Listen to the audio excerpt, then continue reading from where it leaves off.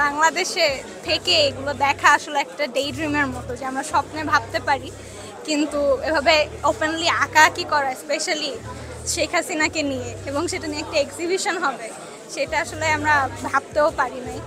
তো এখানে আসা, এটা দেখা খুবই আসলে অ্যামেজিং একটা ব্যাপার।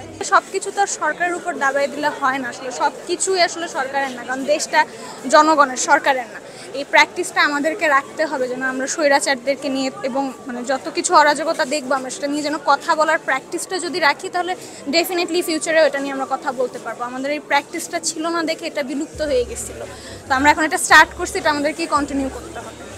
সমন্বয়কদের পক্ষে ছিলাম দেখে তাদের কোনো ভুল ডিসিশন নিয়ে যে আমরা কথা বলবো না, আঁকাআঁকি করবো না, এরকম কিন্তু না। আমরা অলরেডি এটা শুরুও করে দিচ্ছি, যেটা আমাদের ভালো লাগবে না আমরা ডেফিনেটলি ওটা জানাবো, কারণ এটাই বাক স্বাধীনতা।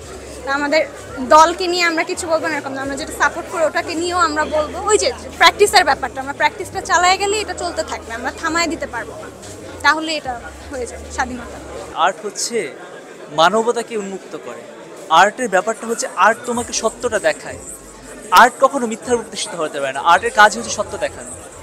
আমি সর্বপ্রথম ধন্যবাদ দিতে চাই আমাদের তন্ময় ভাইকে, যিনি আমাদেরকে সেই বিপদের সময়, আমরা খুব কঠিন একটা সময়ে ছিলাম, আমরা জানতাম না কোথায় কি হচ্ছে, কোথায় কি চলছে, রাস্তায় গুলি খেয়ে মানুষ মরছে, ইন্টারনেট বন্ধ, কে কোথায় কীভাবে আছে কিছু জানতাম না। তখন তিনি আমাদের সামনে আসলেন, আমাদেরকে সত্যটা দেখানোর চেষ্টা করলেন। আর্টের কাজই হচ্ছে সত্য দেখানো। আর্টের কাজই হচ্ছে আমরা কীভাবে বেঁচে আছি, কি জানতে পারছি, কি দেখতে চাই, সেটা বোঝানো, সেটা দেখানো। আমি কার্টুনের বিদ্রোহতে এসে একটা জিনিস শিখলাম যে তোমার ভিতরে যদি সত্য না থাকে তাহলে তুমি আর্টিস্ট হতে পারবে না। সত্য আর শক্তি, সাহস, এই জিনিসগুলো আর্টিস্টকে আর্টিস্ট বানায়। আর্টিস্ট কোনো সম্পত্তি না যেটাকে বিক্রি করে দেওয়া যায়। আর্টিস্ট হচ্ছে একটা নিয়ামত, স্রষ্টার নিয়ামত, আর একটা গুণ যেটাকে তাকে ধারণ করতে হয়। আমি তাই তন্ময় ভাইকে ভীষণ ধন্যবাদ জানাই। তিনি আমাদের পাশে ছিলেন, তিনি আমাদের জন্য আর্ট করেছেন, তিনি আমাদেরকে সাহস জুগিয়েছেন কোনো না কোনোভাবে।